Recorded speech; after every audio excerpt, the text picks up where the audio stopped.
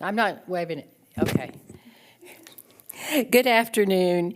Thank you, everyone, for coming today. I'd like to point out the table in the back with our flyers and newsletter and upcoming programs. You will also notice the questionnaires on the table. Please take a moment to fill these out. They do help us in planning on future programs, and we appreciate it. This afternoon, we have Gil Miller, local author.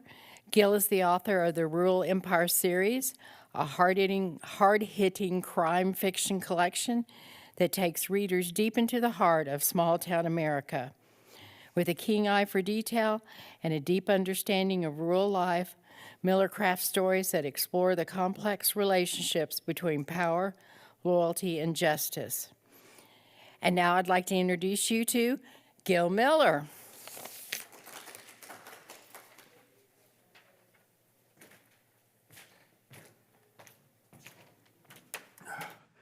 I'm going to start out, I'm going to tell you all, recently the VA sent me to a allergy clinic.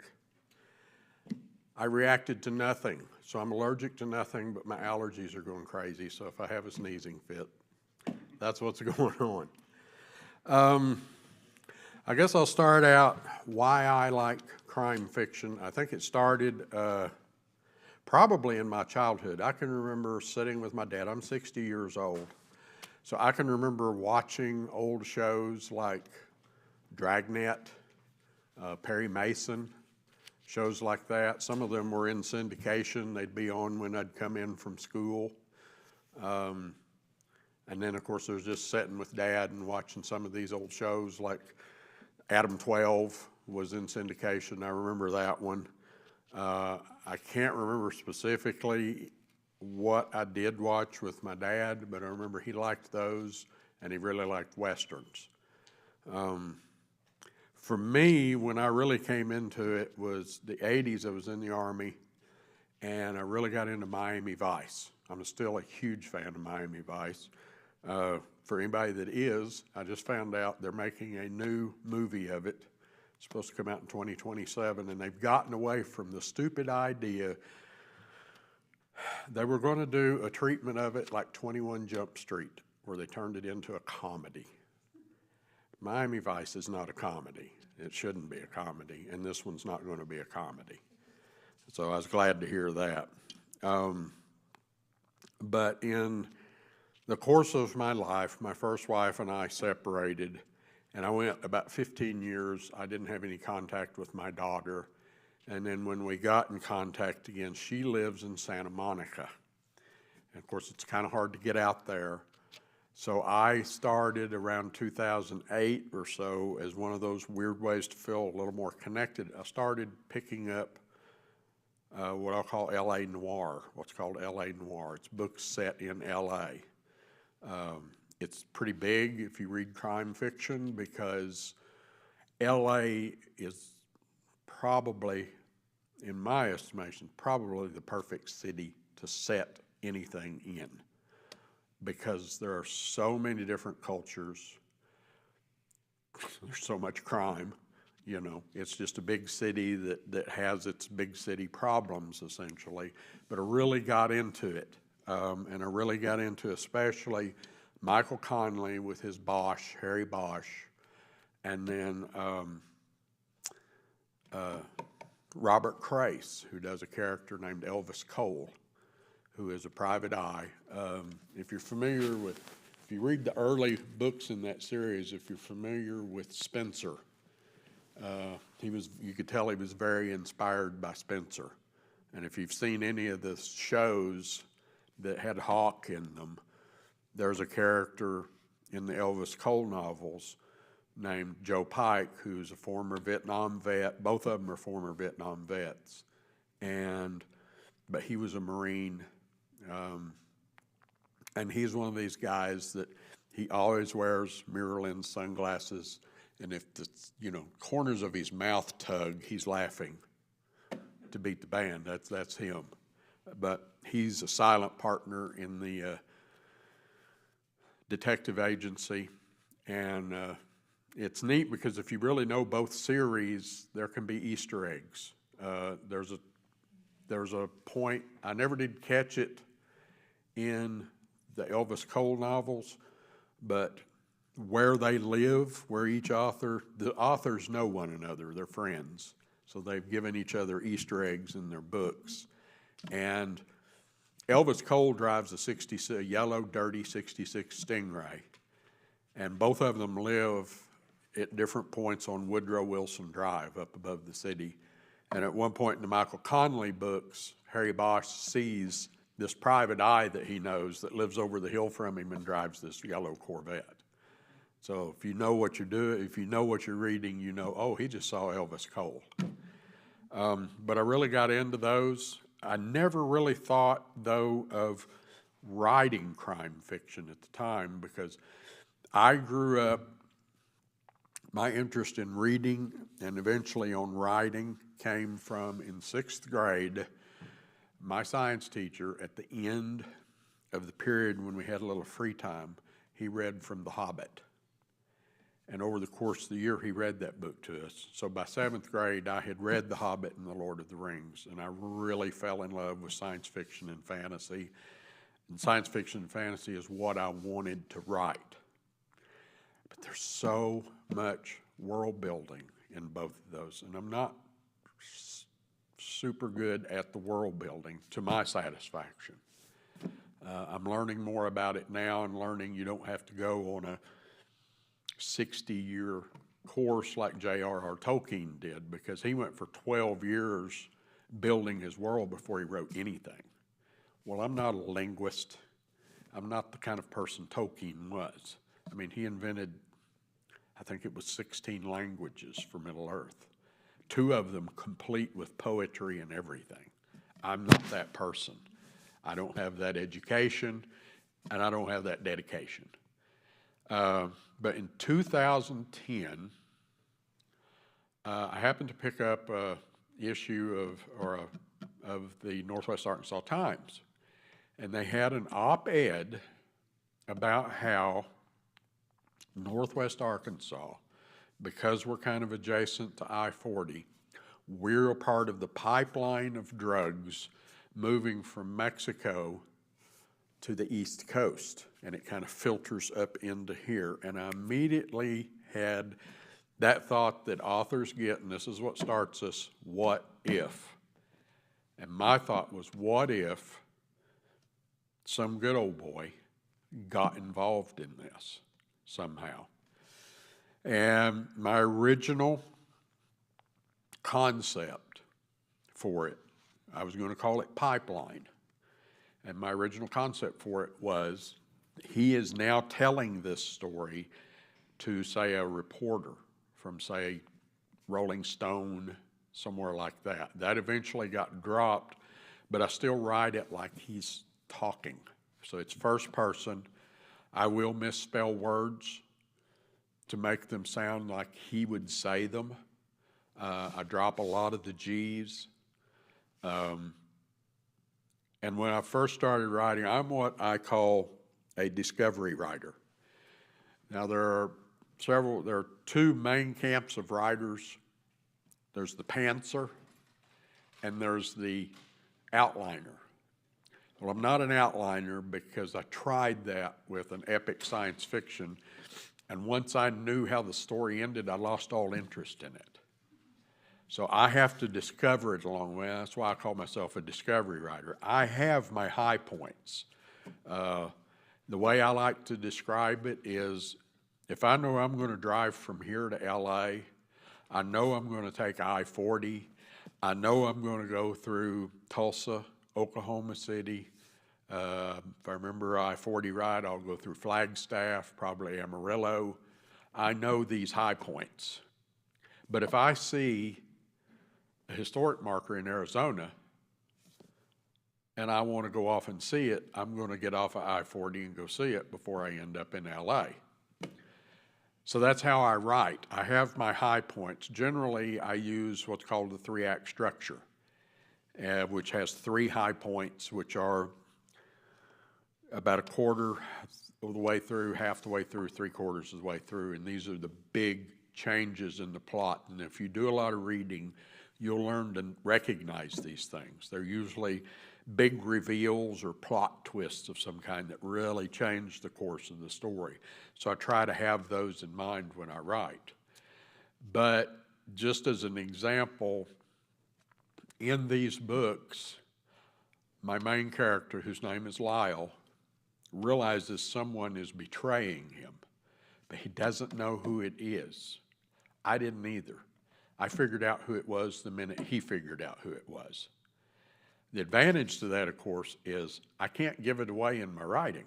If I don't know it, I can't give it away. And that can be the downfall to outlining a story. But I sat down and I wrote this story. It ended up being about 214,000 words. And I had to end up dividing it into 2 novels. The problem I had as I was writing it was I initially had Lyle in the meth trade just because he wanted to make extra money. But as I got to know him, I figured out that he's the kind of guy, if he needs to make extra money, he's going to go get a part-time job. He's not going to make meth. You know, he's not going to get into the drug trade. So I had to go back and write myself a prequel, which is back there on the table, to figure out why was Lyle doing this. And his daughter has leukemia. And at the time that it happens, he's not aware of places like St. Jude's, so he just takes an under-the-table job making money because she has to have even a bone marrow transplant. And at the time I was doing the research on these in the early 2010s, that alone would be $500,000 for that. That doesn't count all the treatments for the leukemia. So he's doing these jobs, and what he's doing is he's driving a white van. He can't see in the back of it. He's doing deliveries. He doesn't know what he's delivering. All he knows is he's making money. And he gets hijacked by some Mexican gangsters east of Little Rock. And long story short, I don't want to give everything away, but he's forced to learn to cook meth on threat of his family being hurt. So I had that down pat, and I realized I kind of had a penchant for crime fiction. So I started looking into other things to write about, and I have always been fascinated by, and this is going to sound weird, serial killers. Why do they do what they do? And then the same thing to me with the drug smugglers. I tend to, you can go find a lot of books out there that are written from, say, the cop or the private eye's point of view, the good guy's point of view. But what about the other side? Of course, the trick is you got to still make the reader want to care about the character. And that's the challenge for me, is writing the criminal's point of view, but making you care about him. I've got a standalone back there called Spree. I call it my Beavis and Butthead North American tour. It's 2 guys who are basically 2 strike losers in California. They met in prison. One of them is originally from Jersey. He finds out his brother has a brain tumor. Insurance, it's operable, but insurance won't pay for it. They're sitting around getting stoned, and they're thinking, let's just rob our way across the country, give him the money for the operation, take what's left over, and go to Brazil. And of course, it's all kinds of crazy stuff ensues afterwards. I had a lot of fun writing this book.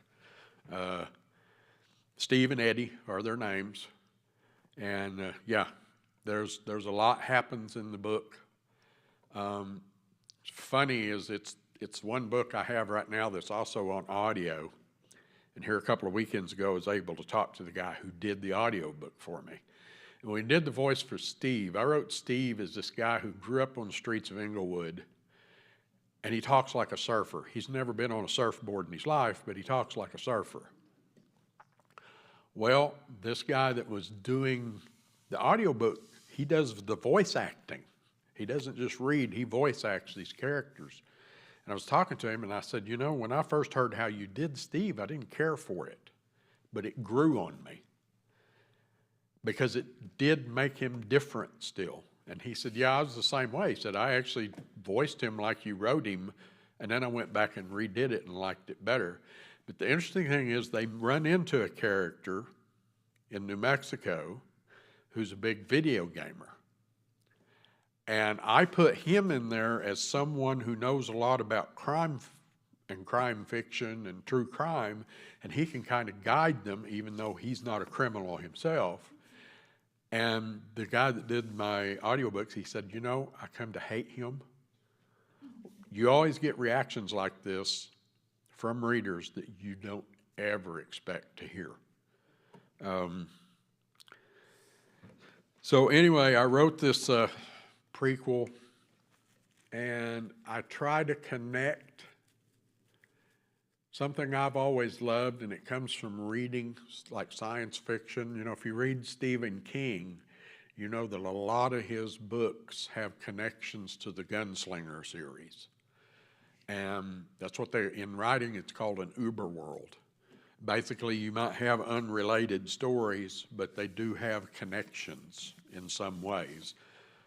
Spree, for instance, is just, it takes part in the same universe. They don't connect, but I do make a reference because one of the things that happened while I was writing this book was early on, I had told my cousin's husband about this, and we were at, I don't know, Thanksgiving, Christmas, one of these family get-togethers, and he was like, I've had this idea for your series. He said, call it Rural Empires. He said, you've got two families in Washington County. One of them moves meth and the other one moves pot. I thought, oh man, that would be great. That would be great. And then I thought I could have the meth family make like a cameo and maybe mention the other family. And then I was reading a nonfiction book as part of my research called Methland. And one of the people that's in this book, believe it or not, is Tom Arnold's sister. Because in the late 80s, she was the meth queen of Iowa. She had connections with the Mexican mafia in Southern California. They would use a series of used car lots to move meth from Ottumwa, Iowa to Southern California, and then move the money back to Iowa. It was a Pony Express kind of a setup where basically somebody would take a car with a load of meth from this used car lot in, say, Iowa, and drive to one in, say, Kansas. Pull into this used car lot, he'd switch cars. And when he switched cars, they'd switch the load. That way the car didn't stay the same car all the way to the West Coast. Same thing on the way back with the money. And that was one of the interesting things to me is I found out that the cartels, when they are, it's amazing what you find out when you research this stuff, when they don't have much trouble getting the drugs across the border into the United States. You can put a lot of meth or a lot of cocaine in a small package. Money is not the same. Money takes up a lot of room. And when you got to figure it's going to be coming from street level dealers, you're looking at 1s, 5s, 10s, 20s. Millions of dollars have to get back into Mexico. And it stinks. Money stinks, literally stinks when you get a bunch of it together. And that was one of them things that for me it was like, okay, the minute I heard it, it made sense because you think of all the people handling cash and they haven't washed their hands. If you watch the Cocaine Cowboys documentary about the 80s in Miami, they talked to the medical examiner there, and he said, I guarantee you, if you take any cash from the 80s and tested it, it would test positive for cocaine. Between the dealers handling it after they've handled cocaine and the idea that, you know, coke costs a lot of money. A lot of people, it was a fashion to sniff the coke with a rolled up $100 bill. Well, if you get a $100 bill, it's probably got coke in it because somebody sniffed coke up it. So they've learned how to do stuff like vacuum sealing because there are dogs that are trained to sniff out money. And they've learned how to vacuum seal these things. Joaquin Guzman actually used submarines, homemade submarines, to get stuff back into Mexico. And of course, he's famous for his use of tunnels. He escaped from prison with a tunnel that took him months to build. Yeah, it's just amazing what you find out. Pablo Escobar, who was part of the Medellin cartel in the 80s, figured he spent $1,000 a week on rubber bands to go around the bundles of cash. And he brought in so much cash that he stored it in warehouses, and he wrote off $1 million a year to it just rotting, basically. He built whole apartment complexes and neighborhoods in Colombia with the money that he made, and he owned whole neighborhoods in Miami because he had to do something with all of this money. He actually became a senator in Colombia. But yeah, it's amazing the things you'll find. One time while I was writing this so sticks out to me. One time while I was writing this, I was listening to, I think it was NPR, I was listening to some news program, and they reported that the Border Patrol had responded to a scene. By the time they got there was nobody left. The cartels were actually using a catapult to catapult bales of marijuana over the fence into Arizona. By the time they got there, the pot was gone, everybody was gone, but the catapult was still sitting on the Mexican side of the border. They will, if someone, they usually bring this stuff in, a lot of times so they bring it in on vehicles, they'll stuff like a Suburban full because it's covered, it's not easy to see in, and it's big. And they have abandoned them. Usually they'll drive them off into the river, the Rio Grande or whatever river happens to be handy. If the Border Patrol or law enforcement gets too close on them, they'll just abandon them and ride it off. So yeah, it's amazing what you find out when you start researching this stuff. And I love the research. I research prior to it. I'm all the time watching true crime things, looking at stuff online, listening to podcasts.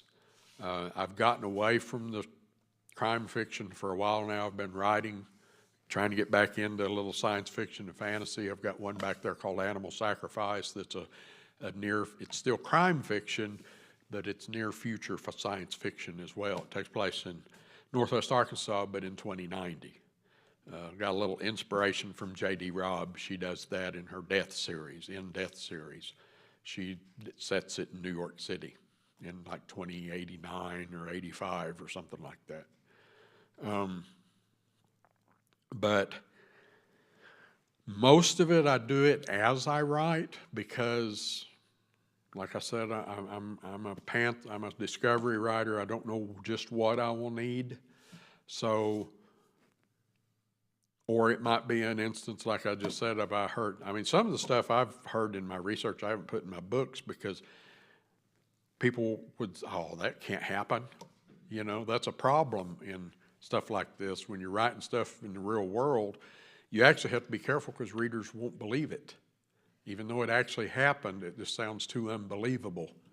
And I never put the catapult story. I think I have him mention that he heard it on the news, maybe, in one of the books. And some of it I just wasn't sure I wanted to mess with, when the cartels, some of those cartels, when they're trying to intimidate other people, they discover a car, open up the trunk, and it's full of heads, or all the women who have disappeared. I think there's something like 2,000 women who have disappeared in the city of Juarez, and nobody knows. One of them killed an entire like soccer team, I think it was, like a high school type soccer team or something. So there's a lot of this stuff that I'm like, I'm not going to put that in there because it's a little too far. And it's outside the scope of the story. That's the other thing you have to learn when you're doing research is the author usually knows probably 95% more than he ever puts in the book. But he has to know it in order to write the book. But one of the things that I love to point out to people who aren't writers is just because it looks like we're not writing doesn't mean we aren't. We maybe look like we're daydreaming, but we're not. We're working up here. We're planning things out, figuring out, okay, where do we want our story to go next? If we're an outliner, we're probably working on the outline in our head. What's the next step in the outline? And so don't think that because a writer's sitting there looking at a blank that he's not, that he's daydreaming or he's just surfing the web, because they could be researching. It's a lot of research, even stuff that's not crime fiction, just everyday stuff. There can be a lot of research if you want to be authentic, and I want to be authentic at least to a degree. The thing about crime fiction is, in all seriousness, a lot of it is boring. I mean, come on, cops sitting on a stakeout for hours on end. Who wants to read about that? You know, all the paperwork that they have to do. I mean, you watch movies, you see cops that are blasting people left and right. There's a lot of paperwork that goes with every expended round. A lot of paperwork, and you have to justify why you pulled the trigger. It's not just Dirty Harry. I mean, Dirty Harry would have been a lot more than fired. He would have been put in prison probably. But that stuff's escapist fiction, so you learn. And you have to do a little bit of what they call, what's the term I'm looking for? Help me out here, Vanessa. Creative license, yeah, with crime fiction, because of the stuff that can be boring. You've got to cut that stuff out or sum it up in a sentence or something along that line. I had to figure out ways to pull Lyle out of shootouts, because essentially the series starts with he's actually working as a confidential informant. He gets busted for cold cooking a batch of meth. He's actually about to get out of the business. He gets pulled over, and this happens a lot. He gets pulled over for like a traffic problem, and the cop smells the meth cooking in the back seat. So instead of going to prison, he gets flipped to work as a CI because they want to take somebody down big in the cartel, and their agents are all compromised. So he goes to work for the 4th Judicial Task Force, which is based out of the federal building down here. I did take a lot of creative license with that because I tried talking to a few cops about it and stuff, and there's a lot they don't want to tell you, and that makes sense. You can't, generally speaking, you can't talk to undercover officers that are still actively undercover, and there's a good reason for that, because, you know, they could be killed if they're compromised. And they're doing stuff that's, you know, still pertinent to the investigation, and the public doesn't need to know it. So I'd still like to, but I've never really gone and talked to anybody. I know they have, pretty sure they have someone who does public relations and will talk to people that are doing the research. I've just never tried to do it, and I probably should. I did have a Fayetteville police officer who was eager for me to do a ride-along with him. And it was funny to hear him talk, because he said, you know, I don't worry too much about traffic violations. I'm going after dealers. He said, and I can tell you right now, there's not a lot of drugs in Fayetteville, because that's where people come to work. The drugs are in the bedroom communities, Prairie Grove, Farmington, places like that where the people actually live. But he said, at the same time, I can take you, and this was at the time, this was closer to like 2012, 2013. So I don't know if it's still the same, but he said, I can take you to West End Apartments, and it's not a matter of if, it's a matter of when I bust a drug dealer. Because apparently that set of apartments, at least at the time, was pretty rife with drugs. And he told me that there was a cartel enforcer around here. I don't know if he still is, of course.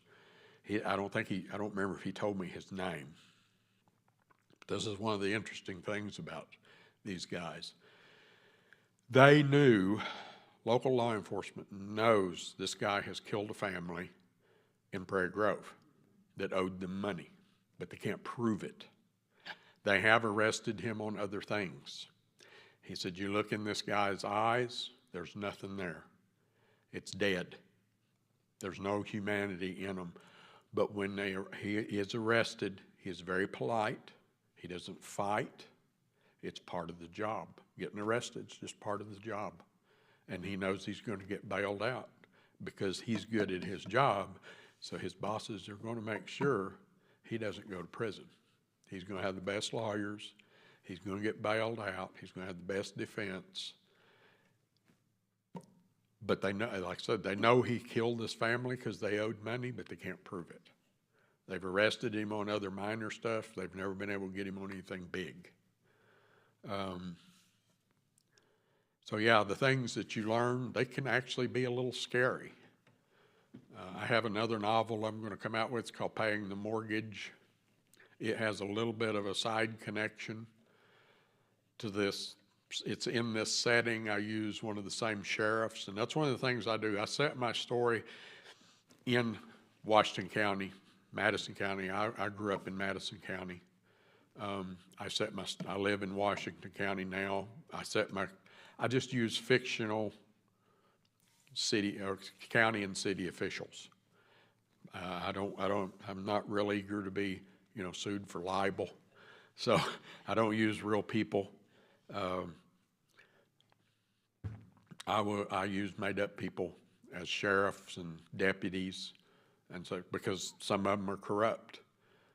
I actually have it set up in this where when Lyle first starts working for the Judicial Task Force, the Washington County Sheriff is very corrupt, and he gets replaced by a very straightforward, honest sheriff. And of course, that causes Lyle problems. But I've had people tell me that they didn't like what I did with some of the characters because you have to be mean to your characters. So anyway, I intend to continue the series. I've been branched off into some sci-fi fantasy stuff right now. I've got one written that I'm in the process of editing. It's real world to an extent. Another subject I'm really into is Bigfoot, so this has to do with Bigfoot and a lot of conspiracy theory stuff that you hear on the podcasts, and I love playing with that. And then I'm working on another Bigfoot story, but it's what I call a portal fantasy. A portal fantasy is basically where you have a character that goes from our world through some portal to another world, a fantasy world generally. And this one is about a kid that follows. I'm kind of aiming a little bit at the young adult market with this one. He follows a Bigfoot through a cave and gets trapped in this other world. But I will get back to the crime fiction. I'm going over in my head what to do with Lyle next, because in the initial books, he tries to get out of the business, but it doesn't work out. And he's going to end up having to go to Mexico to take care of some problems, which that's going to require a lot of research on my part because I've never been even close to Mexico, much less in it. But anyway, that's the gist of my talk, I guess. I know it's not that long. I know there are people. One of the things that I really wanted to do, and this goes back to the research, is for anybody that's not aware, if you think it's not much of a problem, I mean, there's the stuff like now that's getting big, the Oxycontin, or has been big for a while, what they call hillbilly heroin, stuff like that. But meth is still a big problem. And when I got into this and started seeing what meth does, what they use to make meth, I mean, come on, brake cleaner, you know, septic, stuff you clean your pipes with. There's what's called red phosphorus meth, which is also, if I'm not mixed up on the details, it's also what they call Nazi dope, because the Nazis used it with their soldiers, especially their combat soldiers. We weren't free of that either. We used it for our soldiers in World War II. If you get into the whole research on it, in the 50s, they sold a lot of products that were referred to as mother's little helper to help her do her housework. And it was basically over-the-counter meth. Meth has been around initially since the like the 1890s. I think it was synthesized maybe in the 1930s. Ritalin is a form of meth. It's a prescription meth. So it's a lot more pervasive than you think. And like this book, Meth Land, that I was talking about, a lot of it centers around Ottumwa, Iowa, and it was so pervasive, people can do what's called cold cooking meth. Now, you can have a lab, like you see in, say, Breaking Bad, if you watch Breaking Bad. But there's also a method called cold cooking where you just put it in a 2-liter Coke bottle. And there were so many people cold cooking meth by riding around on bicycles and putting these 2-liter Coke bottles on the drink holders that Ottumwa, Iowa outlawed riding bicycles in downtown Ottumwa.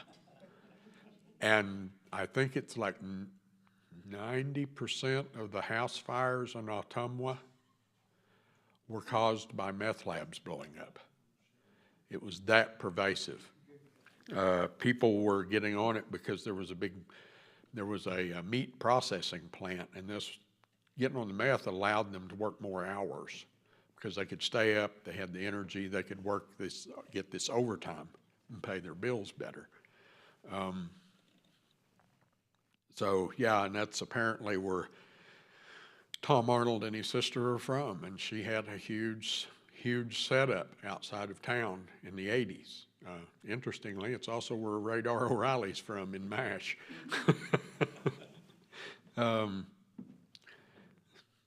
But when you read about meth, when you read some of the books, watch some of the documentaries I've seen, you'll be like, why would anyone even remotely mess with this stuff? I mean, there was a guy in the Meth Land book who had been cooking in the basement of his mom's house.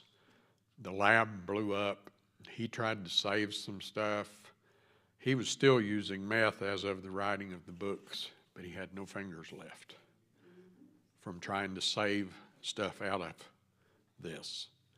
And this, to get back to something I kind of wandered off on, it's called red phosphorus Nazi dope because you scrape the red phosphorus off of match heads, and it's one of the ingredients in it. I have stuff on my computer that I'd hate for law enforcement to see because just as part of the research, I've got several recipes in my files just so I would know as a writer how it works. I'm still not sure I understand it because most people that do put them online, they don't have a very good command of the language. They're wonderful chemists.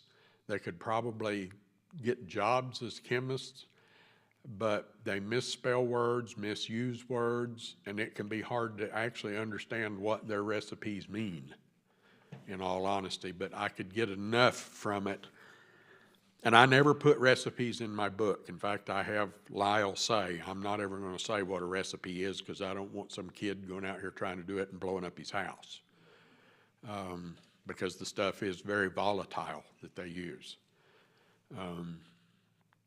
I personally know of a guy that I grew up with that went to prison because of meth, because he had somebody who owed him money and he attacked him with a claw hammer, to try to get this money from him. So when it talks about, I kind of know this stuff. Come on, I grew up in Madison County. Anybody knows anything about Madison County, just look up Ralph Baker. That's all I'm going to say. Look up Ralph Baker. He's dead now, so I can say it, but you learn to keep a very low profile or probably give him some money to keep going.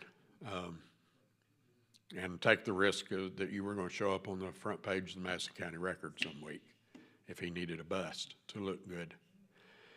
But I've got a few books back there if you're interested in the series. I don't know right now. It's been a while since I've been in the research end of it, so I can point you to a few things. If you're interested in the 80s Miami scene, I have never found a documentary better than Cocaine Cowboys. It's an amazing one, and it talks to, there's a couple of guys in there, John Roberts, Mickey Monday, that imported conservatively about $10 billion worth of coke for the Medellin cartel. And they were smart about it because Mickey Monday was basically MacGyver. He came up with all kinds of stuff, and what they would do, instead of flying stuff from Colombia through the Bahamas like everybody else was doing, they would fly up the West Coast and then turn around and fly from the north, because DEA wasn't looking at planes coming from the north. They had, this is how Mickey Monday was. He's coming in through, they had one of the causeways in Miami, they called it the front door. They owned a boat business. They would haul all these boats out and put coke in the boats, in the hulls of the boats. Mickey Monday is bringing a load in himself, 30 kilos of cocaine in this boat. So he spots a customs boat. It's got smoke coming out of the engine compartment, sounds awful. So he actually pulled up alongside him and asked him what was going on. They said, well, the engine's going out. We're just hoping we make it back to dock. So there's a guy standing there with an M16, whole 9 yards. And he's like, well, good luck. He starts motoring off. He said, I heard this pow. He said, first I thought maybe the guy had shot the M16 or something. So I turned around and looked, and I saw this engine piston skipping across the water. He turned around and he went back and he gave these customs guys a ride.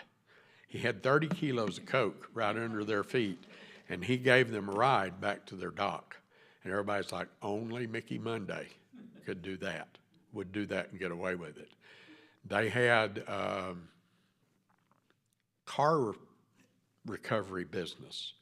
And what they would do was they would have a car loaded, the trunk loaded with coke, and they would send a guy who, just with a work order, he didn't know anything, to pick up the car. He puts it on a car hauler. What he didn't know was he had spotters front and back. And if a cop started paying too much attention to that car hauler, one of these guys would have a wreck, so that the cops would have to respond to the wreck. They'd do the same thing out on the water. They'd have guys sitting out there fishing, and if DEA or Customs started paying too much attention to one of their boats, these guys would set their boat on fire, because they have to respond to the emergency. That takes precedence. They actually had people with 2-car garages in Miami that they would pay them 10 grand a month to use their garage for one night a month. Pull one car in, pull the coke out, put it in another car, deliver it to the destination. 10 grand for this guy to do that a month. It's $120,000 a year for 12 nights of work. It's not bad pay, you know. John Roberts that was not his birth name. He was part of an Italian family from New York things got too hot for him. He ran some nightclubs and stuff in New York City. They sent him to Miami. He said, I got off of the bus and I had like $25 to my name. He started buying coke from Cubans. Cubans couldn't keep him. He started selling so much, Cubans couldn't keep him supplied, so he went to the Colombians. And he ended up to the point where he owned racehorses. He bought Mercedes-Benz by writing checks made out from the Bank of Panama, because they banked with Noriega, and burying money in their horse feed, burying money in the backyard. They had so much cash he didn't know what to do with it. He lived for a long time with a model. She just went by one name. Her name was Tony. She's in the documentary. She talks about this stuff. They got mad at each other one time and trashed 2 Mercedes. And he just went down and bought 2 more. He said, I'd buy 3 or 4 a year. I'd walk into the dealership and they'd go, hey, Mr. Roberts, what do you want this week? And he'd tell them and write out a check, you know. The thing that fascinates me about that, and the reason I'm so interested in it, is, okay, I mean, if you've seen Scarface, you know the story. You know, these guys make lots of money. They live the life, and they're usually dead by the time they're 40. Why would they want to do it? So that fascinates me. And I had a lot of people in the writing group who was a little worried because I knew so much about the criminal, but it's like, I just did my research. I don't know what to tell you. I like to say that Lyle is basically the guy I would be if I had the guts to do it. But I'm too paranoid that I'd get caught, and I don't know if I would even have the fortitude to do it, to be honest with you, when it comes down to brass tacks. But it fascinates me. Sometimes I think it would have been neat to go into a criminology degree just because this stuff fascinates me. But I didn't know about it till, you know, I was in my 50s, and I really have no way to go to college. I'm 60 now. I can learn. I don't do well in a classroom setting is the problem, but I can sit down at a computer and research for hours and be fascinated by it. I'm all the time cruising on Hulu and Netflix looking at true crime documentaries, trying to find another one, a new one that's interesting, because you never know what you might be able to use in a book. I've used so many things that weren't related to, say, drug smuggling or making drugs or selling drugs, but they figured in very well. So that's all I can say. If you want to be a writer, be prepared to do some research, or you're probably not going to get anywhere, and it's hard to get anywhere anyway these days as a writer. I'm not making a living at it. The people like Stephen King, John Grisham, that are rich, they are the exception. They are exceptional because they're the exception. There are so many. I mean, you know, if you go on Amazon, there's millions of books on there. Standing out from that is tough. It's really tough. So I'm not James Patterson. I don't have people wanting to write for me under my name. I would be glad to make a living at it. And that's what I'm aiming to do, is make a living at it. I doubt I will ever get rich at it. But it's just another business where it takes money to get money. I haven't been able to. I'm an indie. That means I publish the books myself, and I quite honestly just haven't had the money lately to do the setup. I mean, you've got to pay somebody to format the books. You've got to pay somebody for the covers. You've got to pay Amazon for a setup fee to print. Then that stuff's not cheap, especially if you want. I mean, I think my covers are pretty darn good, but they could be better. And the company I'm using is a company called Get Covers. I like using them because I can get everything I need for about $100. And to those people, it's a lot of money because they're based in the Ukraine. So I'm helping some people in the Ukraine probably put food on their table when I order one of these. And it saves me money. But you know, you've got to have a head for business. I'm learning the business side of it. And a lot of us writers aren't geared for the business side of it. But if you want a cover designer, there's one sitting right back there, although I think she's getting more into the editing side of things now than the cover design. But she just recently won. Her name's Vanessa Saracel, and she just won an award at the Ozark Creative Writers Conference. Won the award, I guess, first place in Eureka Springs. Was it 2 weeks ago now, I think? So anyway, any questions? I'm about out of steam here.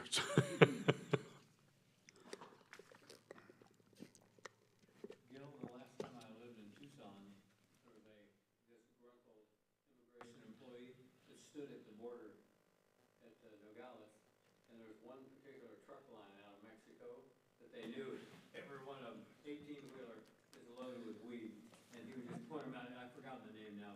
It was all there, it's right on the truck name. There they go. They're just blasting right through the border, and they hit the interstate, and off they go. Yep.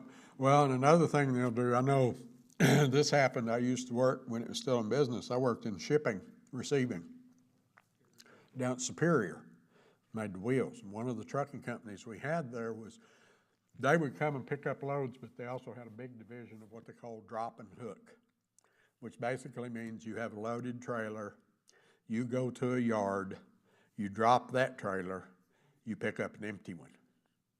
Or you might have an empty one, you drop it and pick up a loaded one. And one of the places that they do that, because of the way customs and all that stuff works, is a lot of trucking companies also from Mexico, they send their trucks to the border and they get parked in a yard just on this side of the border. And then an American trucking company goes and picks it up and takes it to its destination here. Well, this guy went and picked up a trailer and was driving down the road, and I don't remember what clued immigration in on this, but they stopped him. On the front of the trailer, the roof had been peeled back.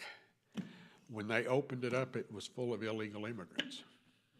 He didn't even know they were there. He thought he was picking up merchandise. But this thing was, and of course, I don't know if you've seen the stories, but there are stories of that happening, and they take the money, they call them coyotes, the people that bring the immigrants across the border. Will bring them across in something like that. They get paid, they'll get a little ways inside the border, they'll park it out in the desert and leave it, and leave these people in it to basically cook out in the desert. And they've made some pretty gruesome discoveries of all this. So yeah, and the cartels are big into human trafficking, and it's not just, I'm automatically suspicious anytime I see some young, pretty girl is all of a sudden missing when she should have been surrounded by people who cared about her, but she's mysterious. She left the house to go to the corner store or something and ended up missing. And sex trafficking, white slavery, that's all very real, very existent. And I suspect that's where a lot of these missing girls have gone, is they have been kidnapped, taken to, say, Mexico, anywhere in South America almost. A lot of countries in South America have this as a problem, and even here in the United States. And there's no way for them to get a message out and get help because these people won't let them out in public. I like the program where, what is it, like this or whatever, to say you need help. But if you can't get out in public to do that, what good does that do? And that's what these people know that run them. And of course, they're used up by the time they're 25 or 30, and they're so traumatized that they spend the rest, if they get out of it, they spend the rest of their life with all kinds of problems. It's not their fault, They just happen to be a pretty young girl or boy, because there's boys too. It's a scary world out there when you get into this stuff, and I think that's why I needed a break from it to write other stuff, was because you learn about this stuff and you don't want to leave your house because you're just afraid you're going to run into some scumbag, you know. You just have to kind of, in a way, deal with it. You almost have to pretend it's not out there, but be ready at the same time. So, yeah, I mean, there's so many ways that they do stuff like you was talking about. They'll have agents that work the border, and that's why they're there. Is they've gotten into that job because the real money they're making is off the cartels. And I mean, when you go into Mexico, there are musical groups called narco corridors, and all they do is they write songs about the cartels, and they'll be affiliated with, say, the Sinaloa cartel or the Tijuana cartel, and that's the one they write songs about, talking about how great they are and stuff. And that's what they do. And you know, another cartel might come in and kill that group for writing these songs about a rival cartel. And you know, the cartels started out, they were going to be different than Colombia, because Colombia, the biggest ones they had were the Medellin cartel and the Cali cartel. They fought each other all the time. And when the Mexican cartels started out, they were one cartel.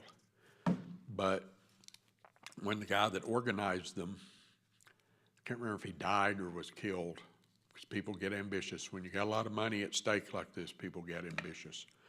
And so now we have what we have, and they're fighting over, they call them plazas, border space to smuggle the drugs through, whether it's at a checkpoint, in between checkpoints, under, over the fence, wherever there's a fence, anywhere to get across the border.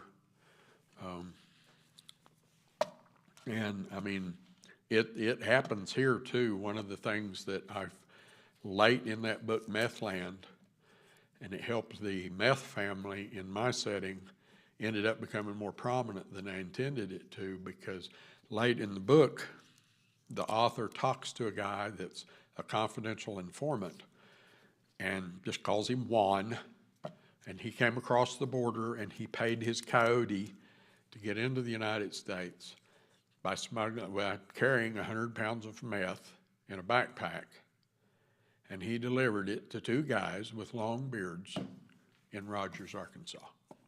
100 pounds of meth. Well, those two guys with long beards turned into characters in my book. So that's another example of you never know who you're going to use. And of course, he doesn't name these guys in that book, but I gave them names and made them part of my family. So yeah, just be aware when you're out there. There's a lot going on you don't see. A lot going on. And Vanessa would know, she used to be a cop. So, but that's about all I have. I hope it was interesting.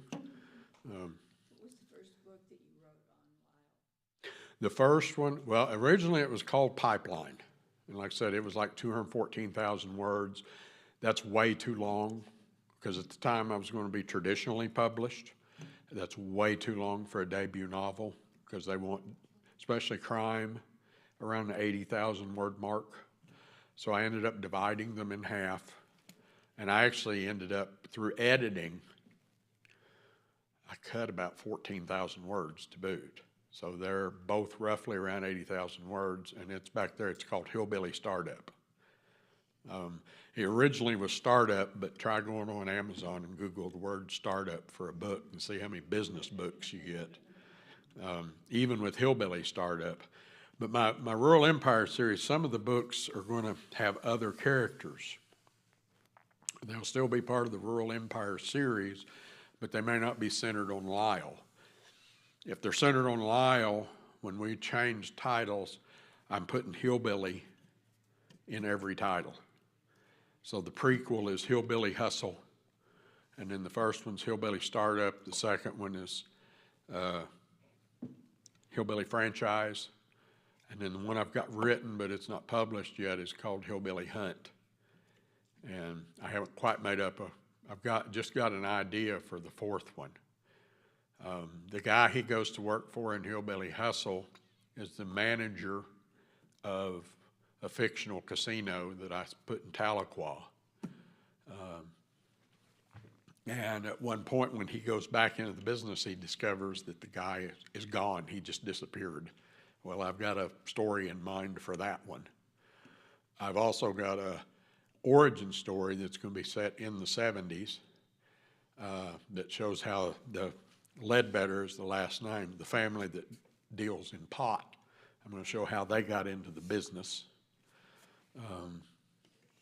Funny thing is, when I wrote these, I had not seen either Breaking Bad or Justified, and it amazes me how much some things paralleled.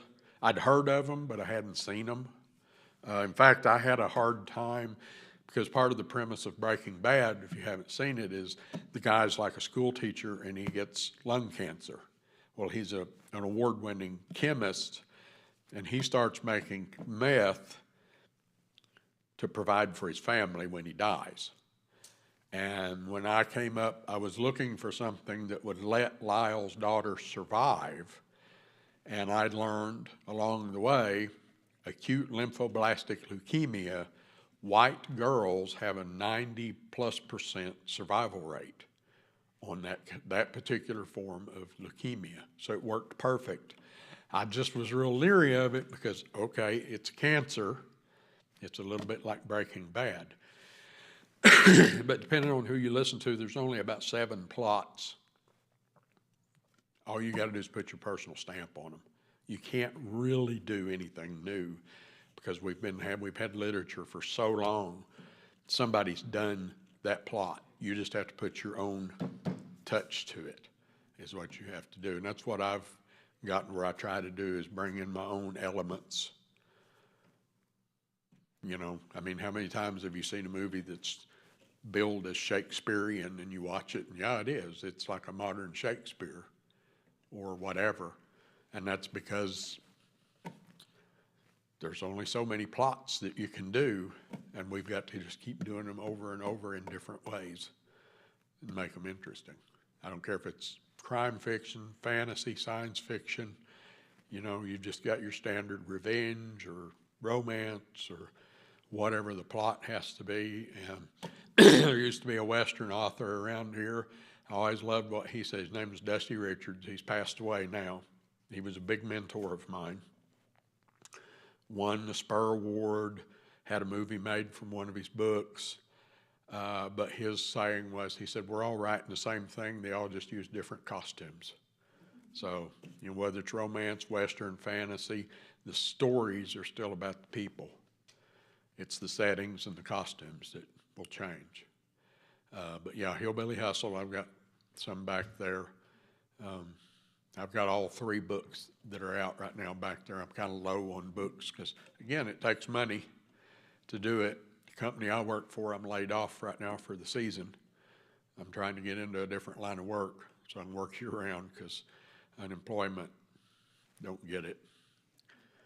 I mean, I'm going from almost $600 a week to not quite 300 on unemployment. And that's going to make it hard to pay my bills.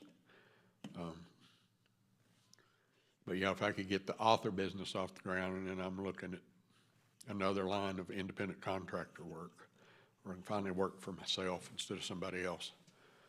But yeah, Hillbilly Startup was the first one I wrote. Actually, Hillbilly Startup and the Hillbilly Franchise were the one book that got divided. And then I went back to kind of tell myself the story. It was actually going to be a freebie promo book originally, Hillbilly Hustle, but it tells how he initially gets into the business. And it's a shorter, thinner book. It's, I don't know, 40,000 words maybe, 30, 40,000 words. It's more of a novella than a full novel. So yeah, and then Spree, which is my Beavis and Butthead that I had so much fun with. It's actually one of my favorite, and I wrote it like a movie. I saw it as a movie in my head as I was writing it. And then with Lyle, it was just a case of he kept getting into trouble, and I had to figure out ways to get him out. You know? So, yeah, I actually wrote it. Some of it will look a little dated because I started. I mean, this op-ed that I saw was like 2010, I think. It was in Northwest Arkansas Times. So it's been around, the story's been around one form or another that long. I've been through Spree is the third edition because it's been published by two different local publishers that I couldn't stay with for one reason or another. And then the two hillbilly books, well, the three hillbilly books had been with one other publisher that's still around. I won't name them, but we definitely had a parting, several of us had a parting of ways with them. And I mean, the bottom line is if you are an independent publisher, you keep more of the money for yourself. And when you've got to give Amazon, you know, you get a 70% of cover price maybe, or maybe it's the other way around, you know, or you can keep 70% for yourself by selling on a table. Then that's what you try to do. But I am available on Amazon, Barnes & Noble. And like I said, I've got some copies back there, which I'd be happy to sign. I'm hoping my Square app still works. I haven't done anything like this in quite a while.